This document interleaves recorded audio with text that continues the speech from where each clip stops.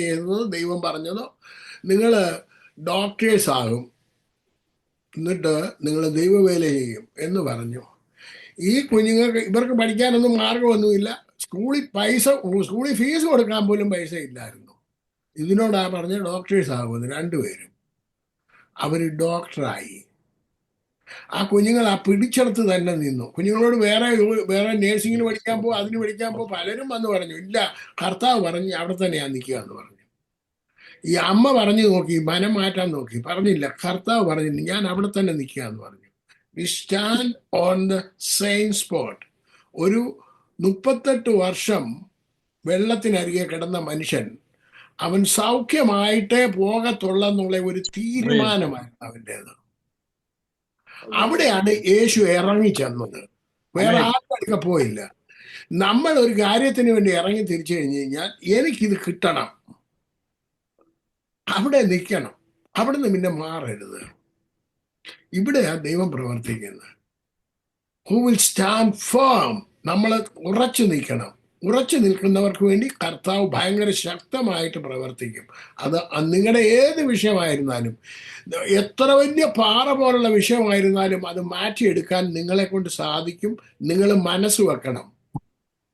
അതുകൊണ്ട് മക്കളെ, ഞങ്ങളെ കേൾക്കുന്ന എല്ലാവർക്കും സ്നേഹവന്ദനത്തെ അറിയിക്കുന്നു. ഈ പ്രയർ ലൈനിലേക്ക്, വേൾഡ് ക്രിസ്ത്യൻ പ്രയർ ലൈനിലേക്ക് കടന്നു വന്നവർക്ക് എല്ലാവർക്കും സ്നേഹവന്ദനത്തെ അറിയിക്കുന്നു. കർത്താവിൻ്റെ ദാസൻ പറഞ്ഞ പോലെ നിങ്ങളെല്ലാവരും വീഡിയോ ഓൺ ചെയ്ത് കഴിഞ്ഞ് കഴിഞ്ഞാൽ മുഖാമുഖം കാണുകയാണ്. നിങ്ങളുടെ വീട്ടിലായിരിക്കുന്നത്. നിങ്ങൾ ബുക്ക് ചെയ്യുകയോ വല്ലതും ചെയ്യുകയാണെന്നുണ്ടെങ്കിൽ വേണ്ട. അല്ലാന്നുണ്ടെങ്കിൽ നിങ്ങൾ ഇരിക്കുകയാണെന്നുണ്ടെങ്കിൽ നിങ്ങൾ ശ്രദ്ധയോടെ കേൾക്കുക, ശ്രദ്ധിക്കുക. നമ്മൾ സൂക്ഷ്മമായിട്ട് ശ്രദ്ധിച്ചാൽ നിങ്ങൾക്ക് ഒത്തിരി വിടുതലുകൾ കിട്ടും. ഞാൻ പ്രാർത്ഥിച്ചാൽ വല്ലതും നടക്കുമെന്നൊന്നും അല്ല ഞാനീ പറയുന്നത്. നിങ്ങൾ പ്രാർത്ഥിക്കണം. നിങ്ങളുടെ വിഷയങ്ങൾക്ക് പരിഹാരം കാണാൻ നിങ്ങളെ കൊണ്ട് സാധിക്കും. അത് നിങ്ങൾക്കേ പറ്റുള്ളൂ. എന്നെക്കാട്ടിലും മറ്റുള്ളവരെക്കാട്ടിലും എല്ലാവരെക്കാട്ടിലും അറിയാവുന്ന പ്രശ്നം, നിങ്ങളുടെ പ്രശ്നം നിങ്ങൾക്കാണ് അറിയാവുന്നത്. അപ്പൊ എനിക്ക് പരിഹാരം വരണം. അതിന് ഞാൻ എന്ത് ചെയ്യണം? വേറെ ഒന്നും ചെയ്യണ്ട. നിങ്ങൾ നല്ല ഒരു പാട്ട് പാടിയിട്ട്, നല്ല രീതിയിൽ പാട്ട് പാടി, 1-2 പാട്ട് പാടി അങ്ങ് ആരാധിക്കുക ദൈവത്തെ. സന്തോഷിക്കുക, കർത്താവിൽ സന്തോഷിക്കുക. ഇന്ന് വായിച്ച സങ്കീർത്തനത്തിന്റെ 1-2 വാക്യം ഒന്ന് വായിച്ചാണ്ട്, 138 1-2 വാക്യം. ഞാൻ പൂർണ്ണ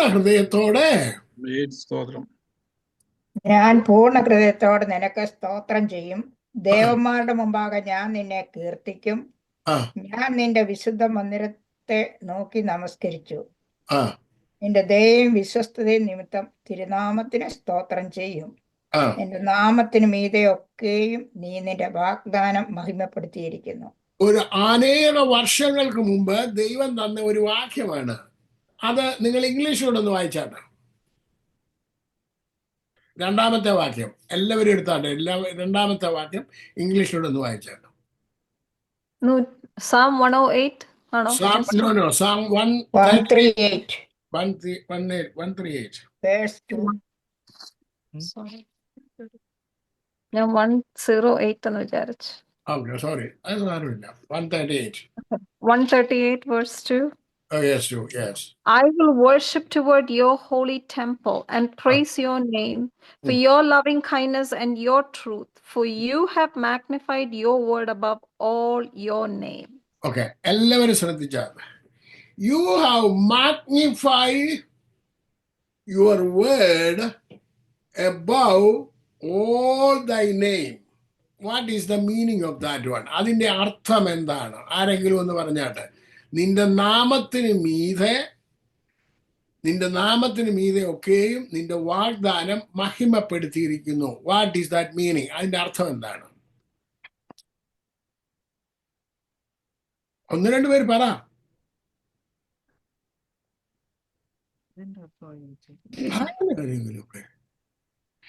ദൈവത്തിന്റെ നാമത്തിന് മീതെ വാഗ്ദാനമൊക്കെയും മഹിമപ്പെടുത്തിയിരിക്കുന്നു. ആരെങ്കിലും ഒക്കെ പറഞ്ഞേ? അറിയത്തില്ലേ? ദൈവത്തിന്റെ എല്ലാം പറയണേ. ദൈവത്തിന്റെ നാമം, യഹോവ ഈരേ. പറഞ്ഞേ, യഹോവ ഈരേ. El Shaddai. എൽ ഷദായ് എന്ന് പറഞ്ഞാൽ അതിന്റെ അർത്ഥം എന്താണ്? സർവശക്തൻ. ഓക്കെ. യഹോവ ഇരേ എന്ന് പറഞ്ഞു കഴിഞ്ഞാൽ അതിന്റെ അർത്ഥം എന്താണ്? God is a provider. കരുതുന്ന ദൈവം. Okay. El Shaddai means all sufficient one. Okay. All sufficient one. El Shaddai, all sufficient one. അപ്പം നിങ്ങൾക്കിപ്പോൾ എന്തോ ഇല്ല, നിങ്ങൾക്ക് സഫീഷ്യൻ്റ് ആയിട്ട് പണമില്ല, നിങ്ങൾക്ക് സഫീഷ്യൻ്റ് ആയിട്ട് കാര്യങ്ങളില്ല എന്നുണ്ടെങ്കിൽ ആ നാമത്തിന് മീതെ അവൻ്റെ വാഗ്ദാനമാണ് ഓൾ സഫീഷ്യൻ്റ് ആക്കി തരുമെന്നുള്ളത് അവൻ്റെ വാഗ്ദാനം. യഹോവ റോയി സൗഖ്യമാക്കുന്ന ദൈവമാണ്. അപ്പൊ അവന്റെ നാമത്തിന് മീതെ ഇരിക്കുകയാണ് എന്തോ വാഗ്ദത്തം. മുമ്പേ ഒരു പേര് ഞാൻ പറഞ്ഞായിരുന്നില്ല, എന്തായിരുന്നു പറഞ്ഞത്? വേറൊരു പേര് പറഞ്ഞു അല്ലെ? നിങ്ങളൊരു പേര് പറ ഏതെങ്കിലും. Jehovah Jireh. യഹോവ ജൈര. അപ്പൊ അതിന്റെ അർത്ഥം എന്താണ്? യഹോവ ജൈര എന്ന് പറഞ്ഞു കഴിഞ്ഞാൽ അവൻ എല്ലാത്തിനും നിങ്ങൾക്ക് പ്രൊവൈഡ് ചെയ്തിരിക്കണം. അപ്പൊ അവന്റെ നാമത്തിന് മീതെ അവന്റെ വാഗ്ദത്തം എന്ത് ചെയ്തിരിക്കുകയാണ്? മാഗ്നിഫൈ ചെയ്തിരിക്കുകയാണ്. അപ്പൊ ദൈവത്തിന്റെ നാമത്തിന് മീതെ അവന്റെ വാഗ്ദാനങ്ങളെല്ലാം ഉറപ്പിച്ചിട്ടുണ്ട്. യേശു എന്ന് പറഞ്ഞാൽ അതിന്റെ അർത്ഥം എന്താണ്? രക്ഷകൻ, രക്ഷകൻ. അപ്പം എനിക്ക് യേശുവേ എന്നൊന്ന് വിളിച്ചേ, യേശുവേ എന്നൊന്ന് വിളിച്ചേ, അതിന് രക്ഷ അവിടെ കിട്ടിയിരിക്കും.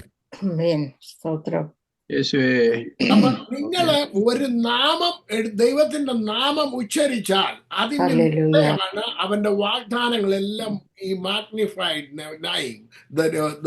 All the promises.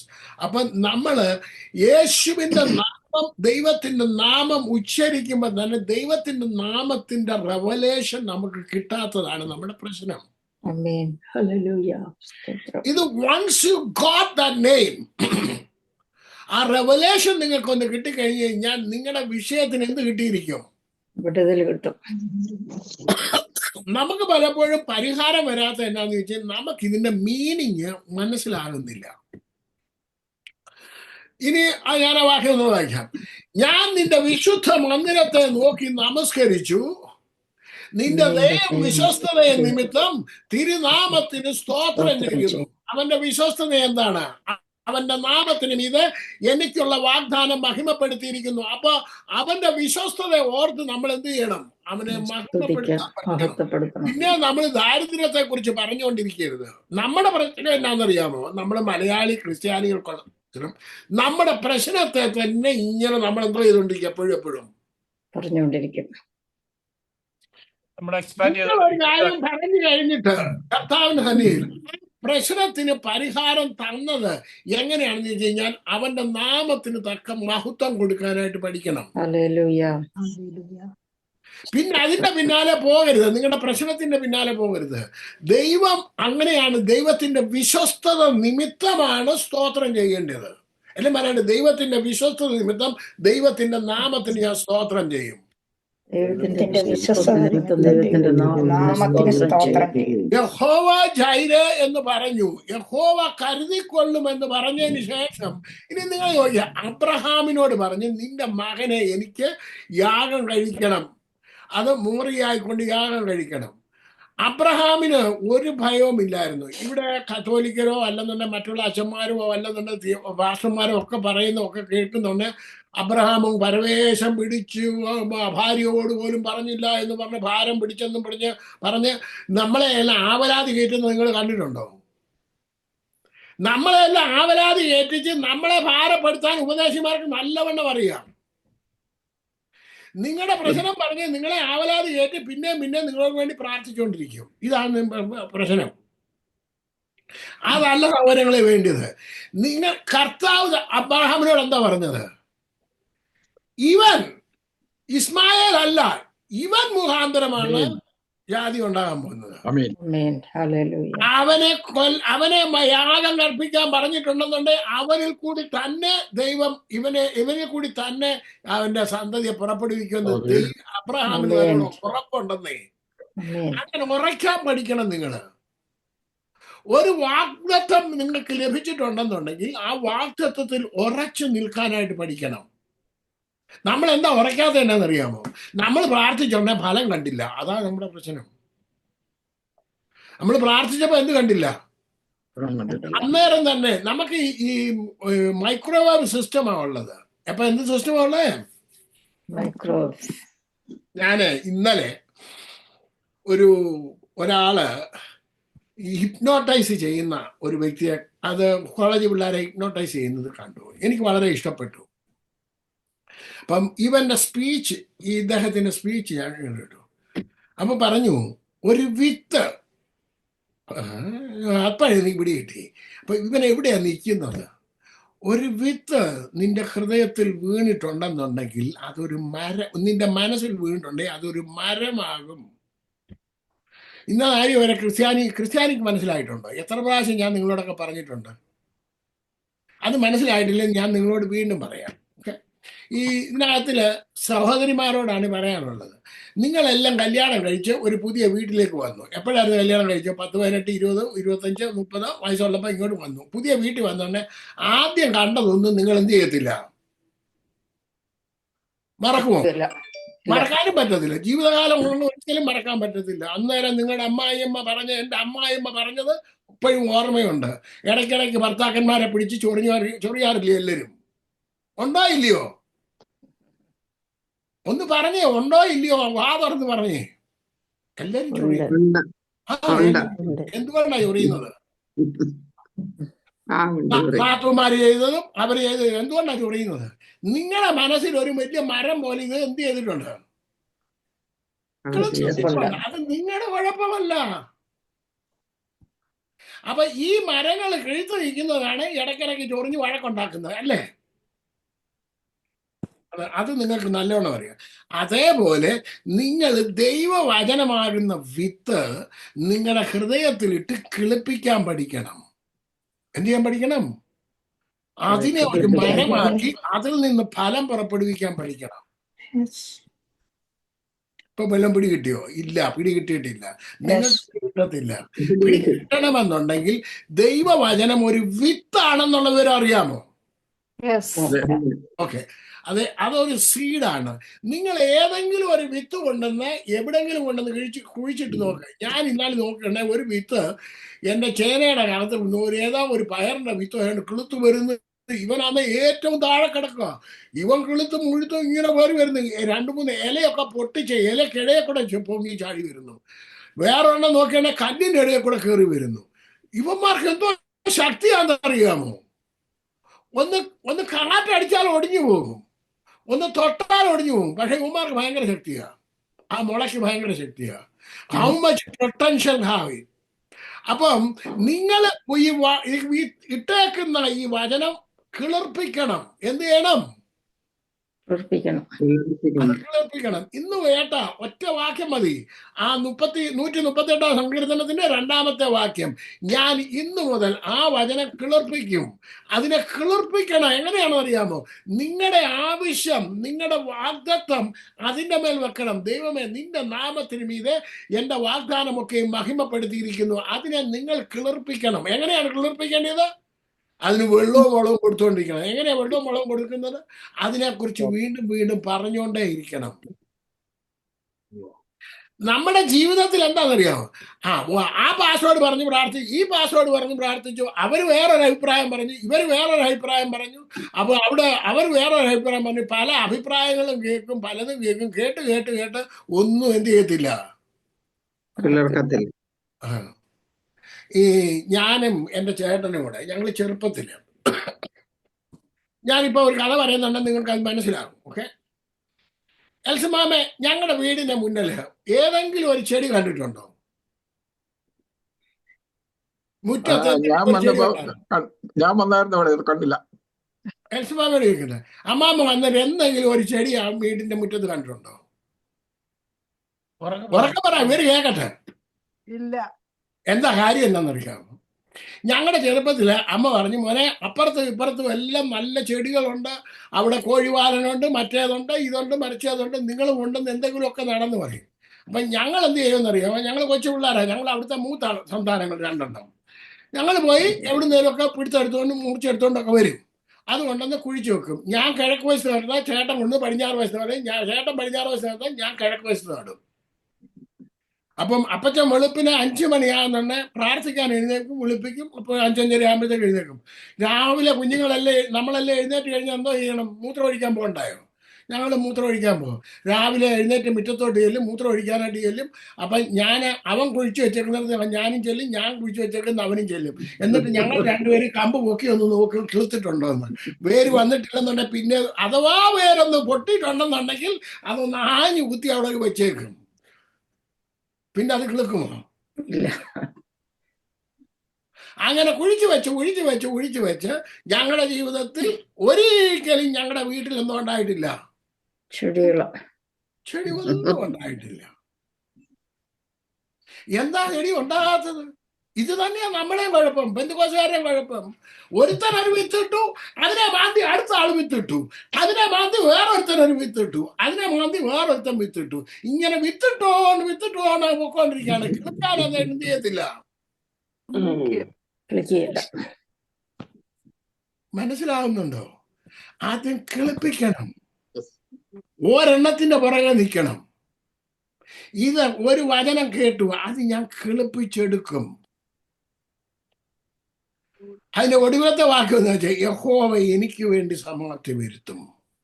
യഹോവ എനിക്ക് വേണ്ടി സമാപ്തി വരുത്തും. യഹോവ നിന്റെ ദയ എന്നേക്കുമുള്ളത്. ഇക്കകളുടെ പ്രവൃത്തിയെ ഉപേക്ഷിക്കരുത്. അപ്പൊ പറഞ്ഞാട്ടെ, എല്ലാരും പറഞ്ഞാട്ടെ, യഹോവ എന്റെ വിഷയത്തിന് സമാപ്തി വരുത്തുക. യഹോവ എന്റെ വിഷയത്തിന് സമാപ്തി വരുത്തും. ദൈവത്തിന്റെ ഒരു വാഗ്ദത്തം എടുത്തിട്ട് യേശുവിന്റെ നാമത്തിൽ യഹോവ പ്രൊവൈഡർ, യഹോവ ജൈറ, എന്റെ പ്രൊവൈഡർ, എന്റെ കർത്താവാണ്. He will provide. അത് എനിക്ക് വേണ്ടി സമാപ്തി വരുത്തുന്ന ഒരു കർത്താവ് ഉണ്ടെന്ന് ഇന്ന് രാത്രികാലം നിങ്ങൾക്ക് വേണ്ടി വിശ്വസിക്കാൻ നിങ്ങൾക്ക് സാധിക്കുമോ? ദൈവമക്കളെ, ഈ പറയുന്നതൊക്കെ എന്താണെന്ന് അറിയാമോ? നിങ്ങൾ പ്രാക്ടീസ് ചെയ്യണം. എന്ത് ചെയ്യണം? ഇത് വെറുതെ കൊണ്ട് നടക്കരുത്. ഒന്ന് കേട്ടാൽ പോകരുത്. നമ്മുടെ ക്രിസ്ത്യാനിറ്റി എന്ന് പറഞ്ഞു കഴിഞ്ഞാൽ പ്രാക്ടീസ് ചെയ്യാനുള്ളതാണ്. നിങ്ങൾ അത് ഉപയോഗിക്കണം. ഡെയിലി നിങ്ങൾ എന്ത് ചെയ്യണം? ഒരു നേരം വെളുത്ത് എഴുന്നേറ്റ് കഴിഞ്ഞാൽ ദൈവത്തിൻ്റെ നാമത്തിൽ അത് സംഭവിക്കും. അത് നിങ്ങൾ ആഗ്രഹിച്ച ഒരു കാര്യം അതിൻ്റെ മേൽ സംഭവിക്കണം. എൻ്റെ കർത്താവ് ഇതിന് സമാപ്തി വരും. അതിനകത്ത് കർത്താവ് പ്രത്യേകം പറഞ്ഞിരിക്കുകയാണ്, ഈ Jesus is the author and the finisher of my faith. അവനാണ് സമാപ്തി വരുത്തുന്നത്. ആരാ സമാപ്തി വരുത്തുന്നത്? യേശു എന്റെ വിഷയത്തിന് സമാപ്തി വരുത്തും. എന്റെ കർത്താവ് അവൻ മറ്റുള്ളവരുടെ മുമ്പേ ഞാൻ നിന്നയ്ക്കും പരിഹാസത്തിനും ഇടയാക്കി തീർക്കത്തില്ല. എന്റെ കർത്താവ് നിന്ദിതനാകുവാൻ എന്നെ സമ്മതിക്കത്തില്ല. എന്റെ വിഷയത്തിന് പരിഹാരം വരുത്തുക തന്നെ ചെയ്യും. അത് ആര് ഉറക്കണം? നിങ്ങൾ ഓരോരുത്തരും പറയണം. ദൈവമക്കളെ, ഇത് വെറും നിസാരമല്ല, ഇത് ഭയങ്കര സീരിയസ് ആണ്. ദൈവവചനം എന്ന് പറഞ്ഞു കഴിഞ്ഞാൽ ഇത്ര മഹത്വമേറി ഒന്നും വേറെ ലോകത്തിൽ കിട്ടത്തില്ല.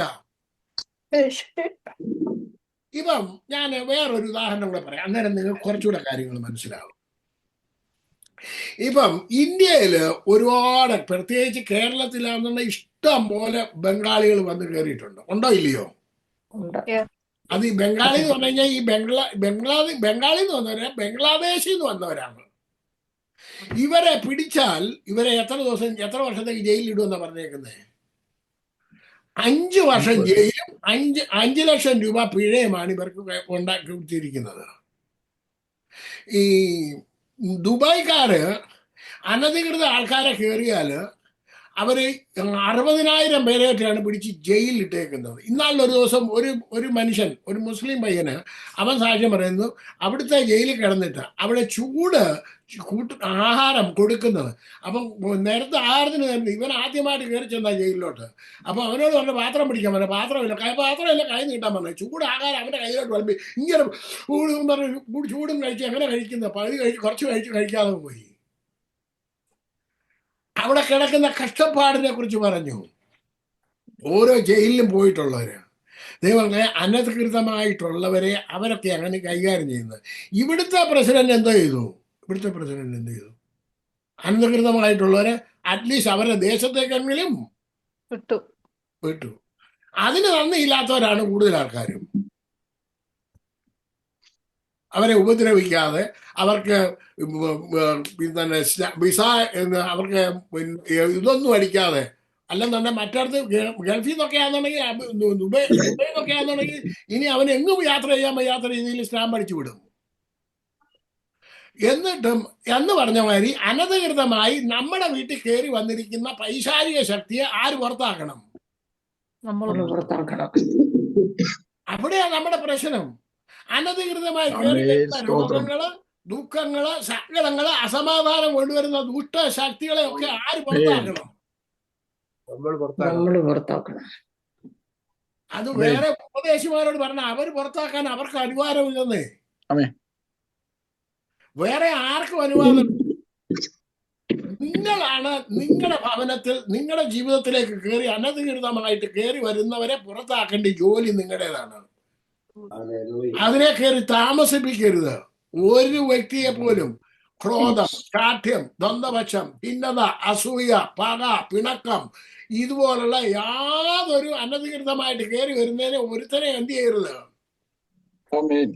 പെരക്കകത്ത് കയറ്റരുത്. പറഞ്ഞാട്ടെ, ഇന്നു മുതൽ അനധികൃതമായി കയറി വരുന്നതിനെ ഒരെണ്ണത്തിനെ പോലും എന്റെ പെരക്കകത്ത് കയറ്റത്തില്ലെന്ന് പറഞ്ഞാട്ടെ.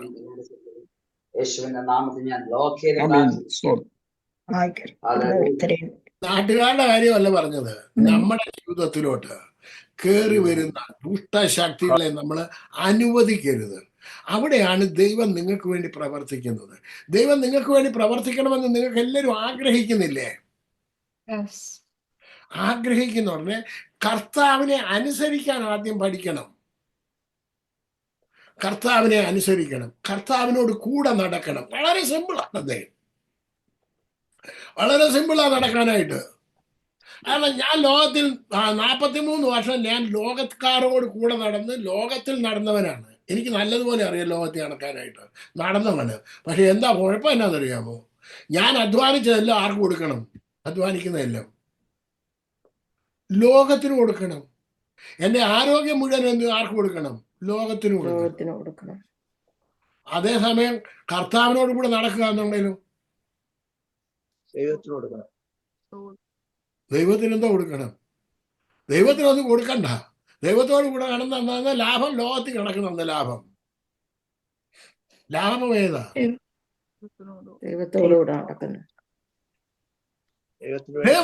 ദൈവത്തോട് കൂടെ നടക്കുന്നതിനെ പോലെ ലാഭ കച്ചവടം വേറെ ഒന്നുമില്ല. നിങ്ങളൊന്ന് എന്ത് ചോദിക്കാം, നിങ്ങളെല്ലാം ലോകത്തിലെ കാര്യങ്ങൾ അറിയാവുന്നതാണ്. നിങ്ങൾക്കൊരു പാപം ചെയ്യണമെന്നുണ്ടെങ്കിൽ എന്തുമാത്രം ചെലവുണ്ടെന്ന് അറിയാമോ? നിങ്ങളൊന്ന് പറഞ്ഞാട്ടെ, ഏതെങ്കിലും ഒരു പാപത്തിന്റെ കഥ പറ. ഞാൻ എന്റെ ചെലവ് പറഞ്ഞുതരാം. ഏതെങ്കിലും ഒരു പാപം പറഞ്ഞോ, പെട്ടെന്ന് പറഞ്ഞോ. ഏതെങ്കിലും ഒരു പാപത്തിന്റെ പേര് പറ. മദ്യപാനം ചെയ്യണമെന്നുണ്ടെന്നുണ്ടെങ്കിൽ അവന് കാശ് ചെലവാക്കണോ? കാശ് ചെലവാക്കണം. കാശ് ചെലവാക്കുന്ന മാത്രം, പിന്നെ അതിൻ്റെ കൂടെ ടച്ചിങ്സിന് വേണ്ടി പൈസ ചെലവാക്കണം. പിന്നെ നമ്മുടെ മാനം എന്ത് ചെയ്യുന്നു? പോയി കിട്ടി. വേറൊരുത്തന്നെ മുന്നിൽ ഇപ്പൊ അന്നേരമാണ് ഒരു ആരുടെയും ഒരു ഓഫീസറിന്റെ മുന്നിൽ ചെന്ന് നിൽക്കണം. അവിടെ നിൽക്കാൻ പറ്റുമോ? ഒരു ഓഫീസിൽ ചെന്നൊരു കാര്യം പറഞ്ഞാൽ നമ്മളെ സ്വീകരിക്കുമോ? അപ്പൊ എന്തെല്ലാം നമുക്ക് നഷ്ടം. ഞാൻ ചെയ്യാൻ പോയ കാര്യം എനിക്ക് സാധിക്കാൻ പറ്റുന്നില്ല. വീട്ടിൽ നിന്ന് ഇറങ്ങിയതാ രാവിലെ, എന്താ സിറ്റി ചെന്ന് അവിടെ ചെന്ന് കാര്യങ്ങൾ സാധിച്ച് പോരാൻ വേണ്ടി പോയതാ. അന്നേരമാണ് കള്ളു കുടിക്കണമെന്ന് തോന്നി, കള്ളു കുടിക്കാൻ പോയി. ഉള്ള കാശും പോയി, സമയവും പോയി, പിന്നെ നാണക്കേടുമായി, പിന്നെ ചെന്ന കാര്യം സാധിക്കാനും പറ്റാതെ എന്തോ ചെയ്തു? നഷ്ടമേ അല്ലാതെ വേറെ വല്ല പ്രയോജനം ഉണ്ടായോ? ദൈവത്തോടു കൂടി നടക്കുകയെന്നുണ്ടെങ്കിലോ 2 മണിക്കൂർ ദൈവത്തോടു കൂടി നടന്നു. അതിനുശേഷം ഞാൻ സിറ്റിയിൽ പോയി. സിറ്റിയിലെ ഓഫീസർ പറഞ്ഞു നിന്റെ കാര്യം സാധിച്ചു, നീ മാന്യമായിട്ട് വീട്ടിൽ പോയി. എന്തെങ്കിലും നിനക്ക് കുഴപ്പമുണ്ടായിരുന്നു? ലാഭമായിരുന്നു നഷ്ടമായിരുന്നോ? അപ്പൊ ആരോടുകൂടി നടക്കുന്ന ലാഭം? ദൈവത്തോടുകൂടി നടക്കുന്നത്. വ്യഭിചാരം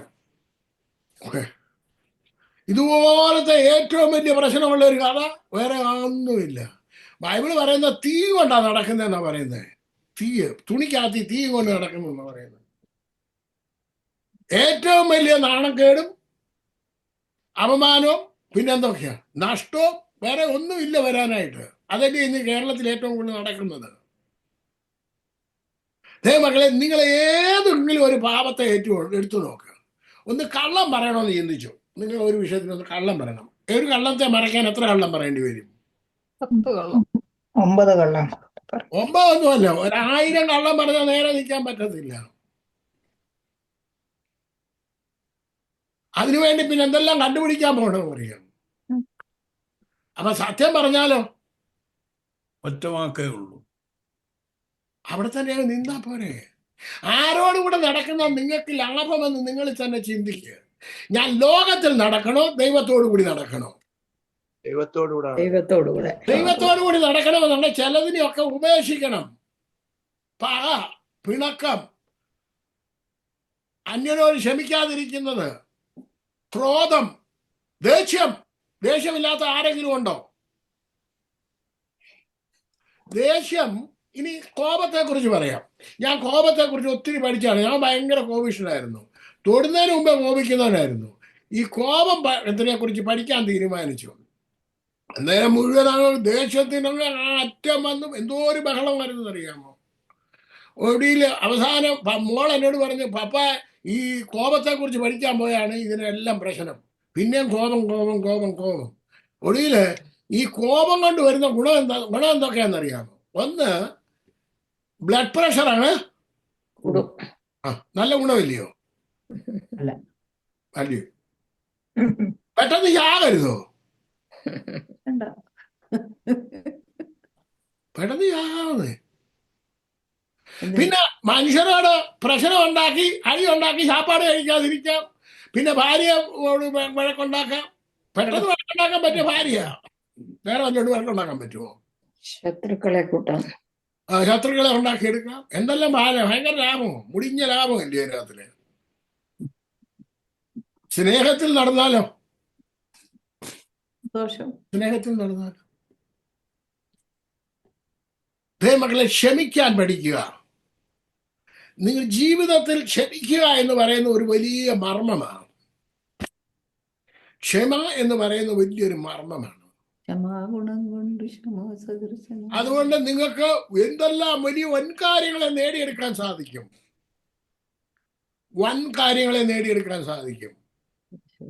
എന്റെ ജീവിതത്തില് ഞാൻ ഇത്രയും ദൈവവചനം പഠിക്കാനുള്ള കാരണം, കഴിഞ്ഞ ദിവസം ഒരു ദേവദാസന് എന്നെ വിളിച്ചു.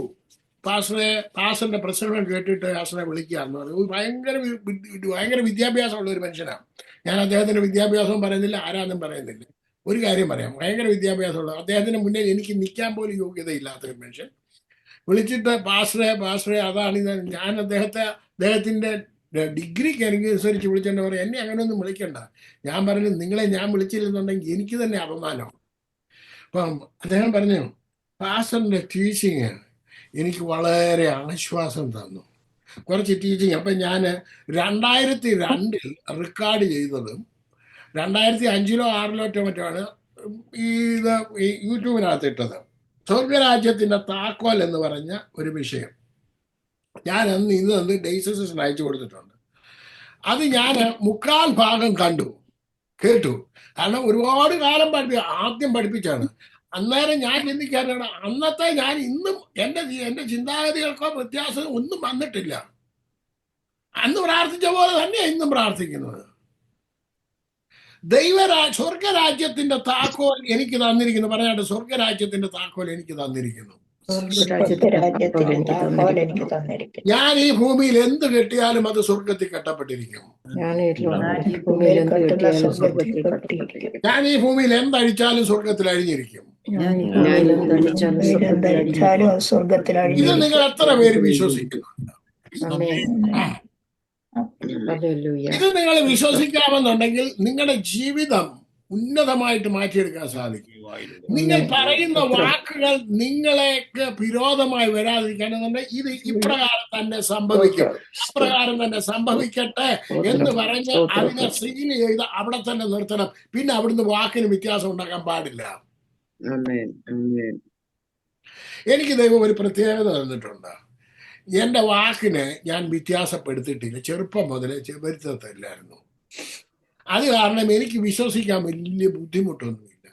നമ്മളിൽ ഞാൻ കണ്ടേക്കുന്ന ഒരുപാട് ഉപദേശിമാർക്ക് പറ്റിയേക്കുന്ന പരാജയം എന്നാണെന്നറിയാമോ? ഇപ്പൊ പറഞ്ഞതല്ല പിന്നെ പറയുന്നത് എന്താ പറയുന്നത്?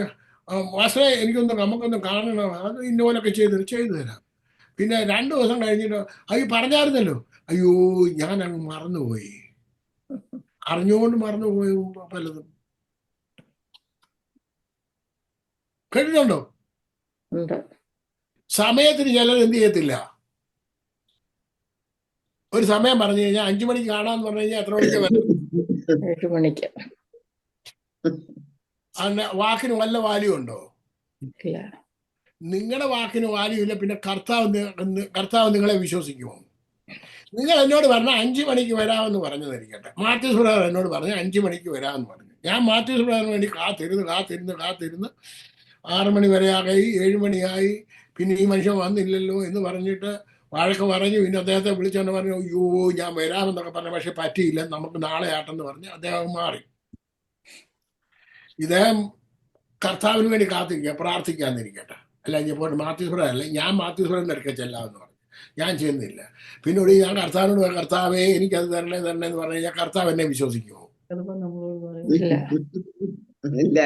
എന്നെ വിശ്വസിക്കാൻ കൊള്ളാം കർത്താവിന്? എന്റെ കർത്താവിനെ വിശ്വസിക്കാൻ കൊള്ളാത്ത എന്താ? ഞാൻ മാത്യൂസിന്റെ അടുക്ക കാണിച്ചത് കൊള്ളരുതാഴ് കർത്താവിന് അറിയത്തില്ലയോ? അപ്പൊ ഞാൻ വാക്ക് പാലിക്കത്തില്ലെന്നുണ്ടെങ്കിൽ കർത്താവ് നമ്മുടെ വാക്കിന് എന്തോ തരത്തില്ല, പാലിക്കുകയില്ല. അപ്പൊ നമ്മുടെ പ്രാർത്ഥനയ്ക്ക് വല്ല ഗുണവും ഉണ്ടാകണമെന്നുണ്ടെങ്കിൽ ആദ്യം നമ്മളെ തന്നെ എന്ത് ചെയ്യണം? ഡിസിപ്ലിൻ എന്നൊന്നും എനിക്കറിയത്തില്ല, സൂക്ഷിക്കണം. നമ്മുടെ വാക്ക് പറഞ്ഞിട്ടുണ്ടെന്നുണ്ടെങ്കിൽ അത് അപ്രകാരം തന്നെ ആയിരിക്കണം. എപ്രകാരം ആയിരിക്കണം? അപ്രകാരം തന്നെ ആയിരിക്കണം. അതിനകത്തൊന്നും വ്യത്യാസപ്പെടുത്താൻ പാടില്ല. നമ്മുടെ വാക്കിന് ഭയങ്കര വാല്യൂ ഉണ്ട്. അതുകൊണ്ടാണ് പറഞ്ഞത്, നിങ്ങൾ പറയുന്ന വാക്ക്, ഏത് നിസാര വാക്കിനും ന്യായവിധി ദിവസത്തിൽ കണക്ക് ബോധിപ്പിക്കേണ്ടി വരും. ജീവനും മരണവും നാവിന്റെ അധികാരത്തിലിരിക്കുന്നു. അതിൽ ഇഷ്ടപ്പെടുന്നവൻ അതിന്റെ ഫലം അനുഭവിക്കും. അപ്പൊ ആരുടെ കയ്യിലാണ് നിങ്ങളുടെ വിഷയത്തിന്റെ പരിഹാരം ഇരിക്കുന്നത്? പറഞ്ഞേ. നമ്മുടെ കയ്യിൽ തന്നെ, നമ്മുടെ നാവിൽ മേൽ. അപ്പൊ നിങ്ങളുടെ നന്മ എവിടുന്ന് കൊയ്തെടുക്കാൻ സാധിക്കും? നിങ്ങളിൽ കൂടെ തന്നെ കൊയ്തെടുക്കാൻ സാധിക്കും. നിങ്ങൾ പറയണം, കർത്താവ് പറഞ്ഞു, അത് സംഭവിക്കും. കർത്താവ് വിശ്വസനാണോ? ആണോ അല്ലയോ? കർത്താവിന് വാക്കിന് മാറ്റാൻ പറ്റാത്തില്ലല്ലോ, പറ്റുമോ? അപ്പൊ നമ്മൾ കർത്താവിനെ പോലെ തന്നെ നമ്മുടെ വാക്കിന് മാറ്റം വരുത്താൻ പാടില്ല. പറഞ്ഞാട്ടെ, ഇന്ന് മുതൽ ഞാൻ എന്റെ വാക്കിനെ മാറ്റത്തില്ല. അവിടെ തന്നെ ഉറച്ചു നിൽക്കണം. കർത്താവ്, കഴിഞ്ഞ നാളുകളൊക്കെ ഞാൻ പറഞ്ഞു തെറ്റിപ്പോയി, അങ്ങനെ എന്നിൽ നിന്ന് ക്ഷമിക്കണം. ഞാനൊരു വലിയൊരു പാതകം ചെയ്തു, ഒരിക്കലും മറക്കത്തില്ല.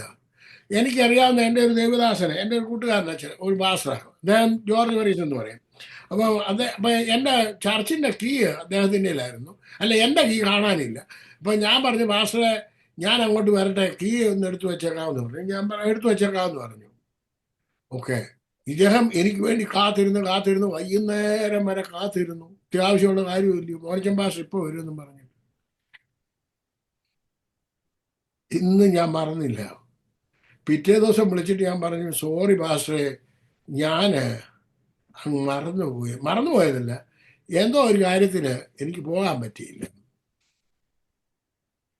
ഞാൻ ഇതുപോലൊരു വലിയ പാതകം ചെയ്തത് എൻ്റെ ജീവിതത്തിൽ ഞാൻ മറക്കത്തില്ല.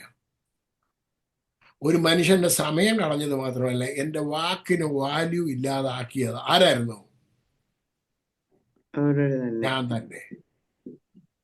എൻ്റെ വാക്കിനെ ഞാൻ തെറ്റിച്ചാൽ പിന്നെ എൻ്റെ കർത്താവ് എന്നെ എങ്ങനെ വിശ്വസിക്കും? പറഞ്ഞാൽ, ഞാൻ എൻ്റെ വാക്കിനെ തെറ്റിച്ചാൽ എൻ്റെ കർത്താവ് എന്നെ എങ്ങനെ വിശ്വസിക്കും?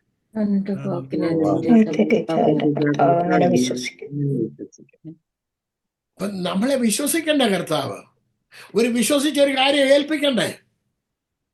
വേണം. ഒരു കാര്യം നമ്മളെ ഏൽപ്പിക്കണമെന്നുണ്ടെങ്കിൽ നമ്മൾ വാക്കിന് എന്തോ കൊടുക്കണം? വാങ്ങി കൊടുക്കണം. കൊടുക്കണം. എന്തുകൊണ്ട് അബ്രഹാമിനെ വിശ്വസിച്ച ദൈവം? അബ്രഹാം പറഞ്ഞാൽ അബ്രഹാം പറഞ്ഞതുപോലെ തന്നെ ചെയ്യുമെന്ന് അബ്രഹാമിന് എന്തുണ്ട്? അറിയാം. അബ്രഹാമിന് ഉറപ്പുണ്ട്. അബ്രഹാം ചെയ്തതുപോലെയും ദൈവത്തിനും അറിയാം അബ്രഹാം ചെയ്യുമെന്ന്. നിങ്ങൾ നോക്കണം, യാക്കോബ് നോക്കണം. യാക്കോബിന്റെ വാക്കിനെ യാക്കോബ് മാറ്റിയിട്ടില്ല ഒരിക്കലും. യാക്കോബ് ഒരു വലിയ സ്പിരിച്വൽ ജയന്റ് ആയിരുന്നു ഞാൻ അനേക പ്രാവശ്യം പറഞ്ഞിട്ടുണ്ട്. യാക്കോബിന്റെ പ്രത്യേകത എന്താണെന്നറിയാമോ? യാക്കോബ് എന്തെങ്കിലും പറഞ്ഞാൽ അത് നടക്കുമെന്ന് യാക്കോബിന് അറിയാം. യാക്കോബ് ആധാരം എഴുതിയല്ല ഇതിന്റെ തന്റെ ചേഷ്ടാവകാശം വായിച്ചാണോ? ആധാരം എഴുതിയാന്ന് വായിച്ചേ? പിന്നെ എങ്ങനെയായിരുന്നു? ഞാന് ഒരു പായസം തരാം, എന്റെ വിശപ്പ്, ഇദ്ദേഹത്തിന്റെ ഈ എന്താണ് ജ്യേഷ്ഠാവകാശം വിറ്റത് എന്തിനു വേണ്ടിയായിരുന്നു? ജ്യേഷ്ഠാവകാശം വിറ്റത് എന്തിനു വേണ്ടിയായിരുന്നു എന്ന് പറഞ്ഞേ? പയറിന് വേണ്ടി. എന്തിനു വേണ്ടിയായിരുന്നു? ക്രിസ്ത്യാനികൾ മുഴുവനും എന്തിനു വേണ്ടിയാണ് ഈ ജ്യേഷ്ഠാവകാശം വിറ്റിട്ട് നടക്കുന്നത്? പയറിന് വേണ്ടി, പണത്തിന് വേണ്ടി.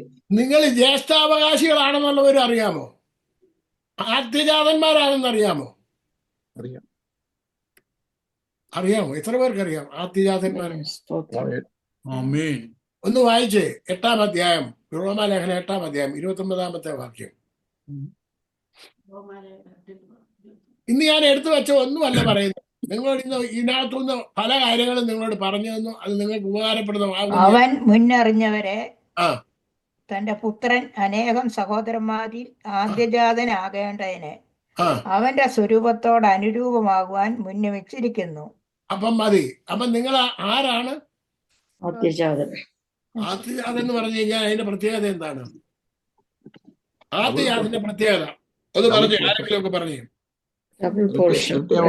ജ്യേഷ്ഠാവകാശം, ഡബിൾ പോർഷൻ. പിതാവിന്റെ സ്വത്തിന് തുല്യ അവകാശിയാണ്. അപ്പൊ പിതാവിനോടൊപ്പം തന്നെ പിതാവിനുള്ളത് മുഴുവനും ആർക്കുള്ളതാണ്? മൂത്തമോനുള്ള. അവൻ അവകാശിയാണ്. ദൈവത്തിന്റെ അവകാശി ക്രിസ്തുവിന് കൂട്ടവകാശിയുമാണ്. അപ്പൊ നിങ്ങൾക്ക് എന്തിനാണ് ഈ ദാരിദ്ര്യം വന്നേക്കുന്നത്? എന്തുകൊണ്ടാ പ്രയാസം വന്നേക്കുന്നത്? എന്തുകൊണ്ടാ? ഞാൻ ആരാണെന്നുള്ള ബോധം അറിയത്തില്ല. ആദ്യജാതന്മാരാണോ നമുക്ക് നോക്കാം. എബ്രായ ലേഖനം 12-ാം അധ്യായം എടുത്താട്ട് അതിന്റെ 22-ാമത്തെ വാക്യം ഒന്ന് വായിച്ചാട്ടെ. 22-23 വാക്യം. പിന്നെ സിയോൻ പർവ്വതത്തിനും ജീവനുള്ള ദൈവത്തിന്റെ നഗരമായ സ്വർഗീയ യെരൂശലേമിനും അനേകായിരം ദൂതന്മാരുടെ സർവ സംഘത്തിനും സ്വർഗത്തിൽ പേരെഴുതിയിരിക്കുന്ന ആദ്യജാതന്മാരുടെ സഭയ്ക്കും. ആദ്യജാതന്മാരുടെ സഭ എന്ന് പറഞ്ഞാൽ അതാരാ? ആദ്യജാതന്മാരുടെ സഭ എന്ന് പറയുന്നത് ആരാ?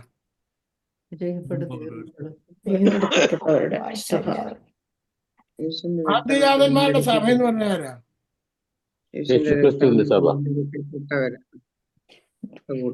ആദ്യജാതന്മാരുടെ സഭ എന്ന് പറഞ്ഞു കഴിഞ്ഞാൽ ആരാണ്? വീണ്ടെടുക്കപ്പെട്ടവരുടെ കൂട്ടം. വീണ്ടെടുക്കപ്പെട്ടവര്. നിങ്ങളൊക്കെയും ആരാ? വീണ്ടെടുക്കപ്പെട്ടവർ, ആദ്യജാതന്മാർ. അപ്പൊ ആദ്യജാതന്മാരാണെന്നുണ്ടെങ്കിൽ ആദ്യജാതന്മാർക്ക് അവകാശമുണ്ടെന്നേ. ആ അവകാശം പ്രാപിക്കാൻ പഠിക്കണം. നമ്മൾ ആരാന്നറിഞ്ഞെങ്കിലല്ല ചെല്ലാൻ പറ്റുള്ളൂ. ദൈവമക്കളെ, ഈ പദവി ഉന്നതമായ പദവിയാണുള്ളത്. അപ്പം നിങ്ങളുടെ വിഷയങ്ങൾ എന്തായിരുന്നാലും നിങ്ങൾ പിതാവിന്റെ സന്നിധാനത്തിലേക്ക് കയറി ചെല്ലണം. ദൈവത്തിന്റെ സന്നിധാനത്തിലേക്ക് കയറി ചെന്ന് കഴിഞ്ഞാൽ എന്നിട്ട് അവിടെ നിന്ന് നിങ്ങൾ ഡിക്ലെയർ ചെയ്യണം നിങ്ങൾക്ക് വേണ്ടത്. എവിടെ നിന്ന് ഡിക്ലെയർ ചെയ്യേണ്ടത്? ദൈവത്തിന്റെ സന്നിധാനത്തിൽ നിങ്ങൾ ഡിക്ലെയർ ചെയ്യണം. ഇന്നതുപോലെ ഇപ്രകാരം സംഭവിക്കട്ടെ യേശുവിന്റെ നാമത്തിൽ.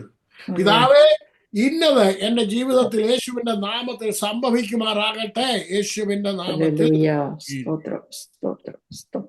നിങ്ങൾ ഡിക്ലെയർ ചെയ്യാൻ പഠിക്കണം.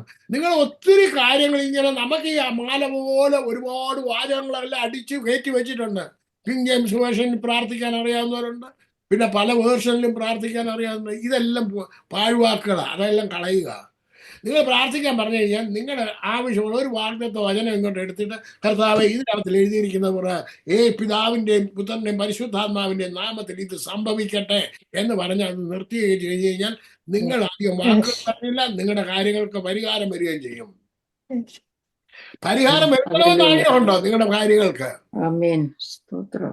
അത് നിങ്ങളെ കൊണ്ട് സാധിക്കണം.